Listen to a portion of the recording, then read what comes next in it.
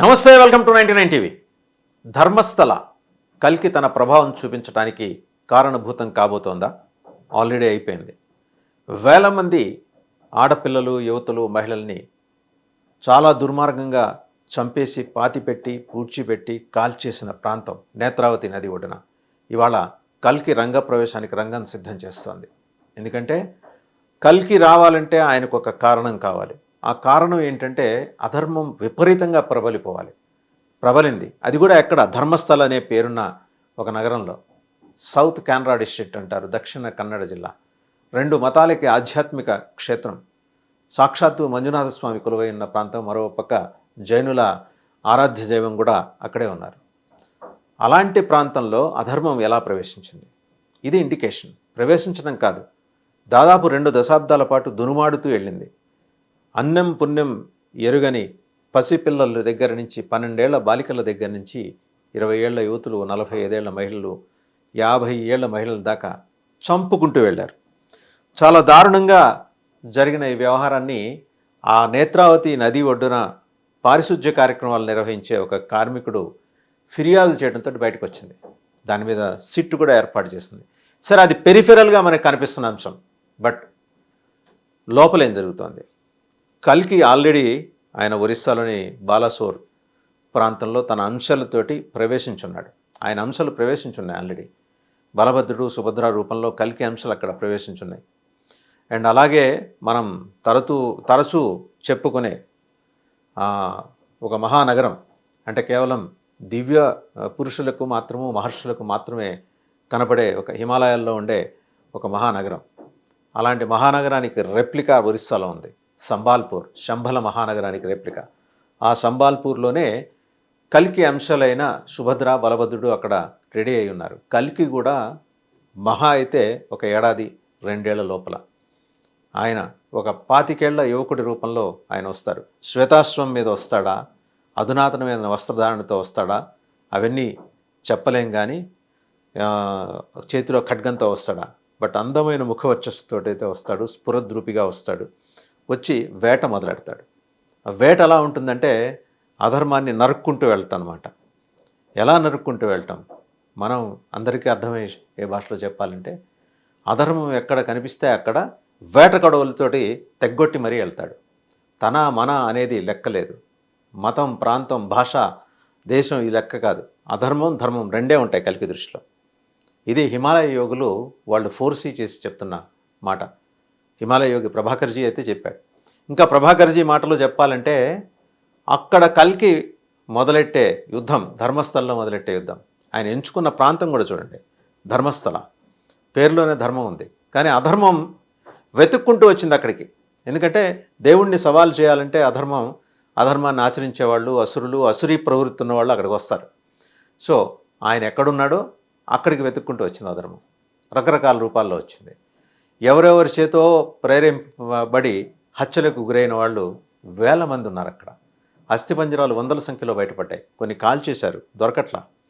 ఒక సౌజన్య, ఒక అనన్య భట్, 17 ఏళ్ల సౌజన్య, 21 ఏళ్ల అనన్య భట్, అలాగే గడియారం రామశర్మ అనే పేరుతో తెలుగు రాష్ట్రాలకు చెందిన ఒక ఆయన. ఇలా వీళ్ళందరూ అదృశ్యం అయిపోయారు. తర్వాత విగతజీవులుగా కనపడ్డారు కొందరైతే యాసిడ్లతోటి మొహాలు కాల్చేసి తర్వాత సగం వరకు శవాల్ని కాల్చేసి వదిలేసిన ఉదంతాలు ఉన్నాయి. వీటన్నిటిని పాతిపెట్టే కార్యక్రమాన్ని చేపట్టిన ఒక పారిశుధ్య కార్మికుడు చివరికి తన కుటుంబాన్ని బెదిరిస్తేసరికి పక్క ఊరికి పారిపోయి మొన్న ముసుగేసుకుని వచ్చి మరీ కోర్టులో కన్ఫెషన్ ఇచ్చిన పరిస్థితి. ఆయన కేవలం అంత్యక్రియలు మాత్రమే చేసేవాడు. వచ్చిన వాళ్ళు పూడ్చటము, వాళ్ళు ఎలా చెబితే, మాఫియా ఎలా చెప్తే అలా. కిడ్నీలు, కళ్ళు, ఇది మొత్తానికి ఏంటంటే వారి మీద అత్యాచారం చేయటం, కళ్ళని తొలగించటం, పూర్తి సర్జికల్ మెథడ్లో, తర్వాత కిడ్నీలు తొలగించడం, వాటిని విదేశాలకి ఎక్స్పోర్ట్ చేయడం. అధర్మం ఒక దగ్గర గుంపుగా చేరిందనమాట. అసురీ ప్రవృత్తి ఉన్న వాళ్ళందరూ, రకరకాల మాఫియా ఆలోచనల వాళ్ళందరూ అక్కడ చేరారు. చూశాడు భగవంతుడు కల్కి రూపంలో వస్తున్నాడు. ఆల్రెడీ సంబాల్పూర్ నుంచి తన అంశాలు బయలుదేరి ఇప్పటికే ధర్మస్థల చేరాయని హిమాలయ గురువులు చెప్తున్నారు. ధర్మస్థలకి చేరుకున్న తర్వాత అక్కడ మొదలవుతుంది ఏది? ఈ వేట కడవళ్లతోటి వెంటాడటం అక్కడ మొదలవుతుంది. అధర్మాన్ని పరిగెత్తించడం అక్కడ మొదలవుతుంది. అది హిమాలయ యోగులు ఫోర్సీ చేసింది. ఇది ఎక్కడికి వెళ్తుందంటే 13 దేశాలు భారతదేశం మీద యుద్ధం చేయడానికి దాకా దారితీస్తుందట. అది తక్షణం సంభవించకపోవచ్చు, బట్ సమీకరణాలు ఆ రకంగా మారుతూ ఉంటాయి. నిన్నటికి నిన్న కంబోడియా, థాయిలాండ్ వీళ్ళ మధ్య యుద్ధం, ఇరాన్ ఇజ్రాయెల్ యుద్ధం, రష్యా ఉక్రెయిన్ యుద్ధం, ఇవన్నీ మనం చూస్తున్నాం. మొన్నటికి మొన్న మనం ఆపరేషన్ సింధూర్ చేశాం, పహల్గాం మీద ఉగ్రమూకల దాడి తర్వాత. కల్కి ఇవన్నీ గమనిస్తున్నాడు.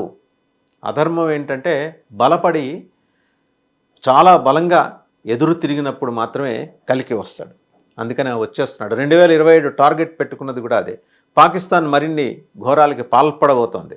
ఉగ్రదేశం కేవలం పాకిస్తానే కాదు, పాకిస్తాన్ ఐడియాలజీ ఉన్న సిరియా కావచ్చు, అలాగే హెచ్క్యూబ్, హెజ్బుల్లాస్, హౌతీస్, ఇంకా హమాస్, వీళ్ళందరూ కావచ్చు.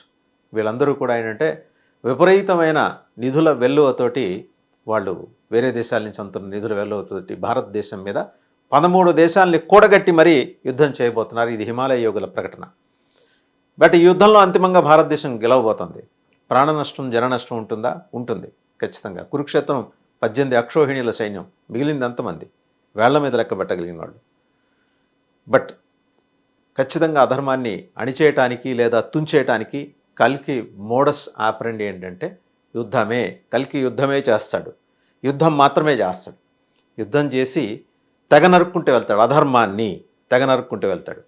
ధర్మస్థాపన ఇది ఎప్పుడు జరగచ్చు అంటే 2027లో జరిగే ఒక భీకర సంగ్రామం, దాని థర్డ్ వరల్డ్ వార్కి మించి జరగబోతోంది. భీకర సంగ్రామంలో భారత్ది అంతిమంగా పైచేయి అవుతుంది. మనం ప్యారలల్గా ఎకనామిక్స్ మాట్లాడుకుందాం. చూసుకుంటే గ్లోబల్ ఎకనామిక్ గ్రోత్కి భారతదేశం కాంట్రిబ్యూషన్ ఇవాళ 3వ స్థానంలో ఉంది. అమెరికా కిందకి వెళ్ళిపోయింది, 4వ స్థానంలోకి వెళ్ళిపోయింది. ఇవాళ మనం 2వ స్థానంలో ఉన్నాం.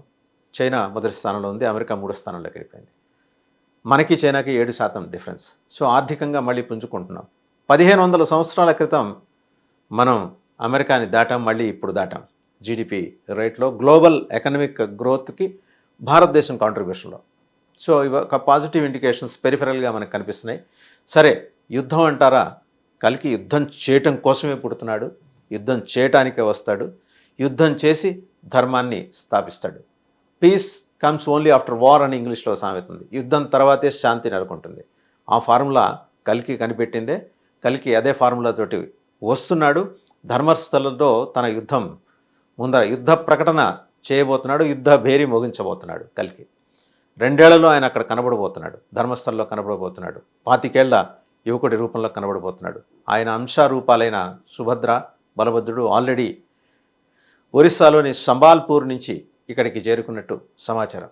ఒక్కళ్ళొక్కళ్ళు ఎక్స్పోజ్ అవుతారు. మొత్తం మాఫియా చీకటి సామ్రాజ్యాన్ని చీకటి తెరలు చీల్చి మరీ కల్కి ప్రజల ముందు నుంచోబెట్టబోతున్నాడు దోషులుగా. ఎలా వేటు వేస్తాడు ఏంటి అనేది మనం వేచి చూడాల్సిన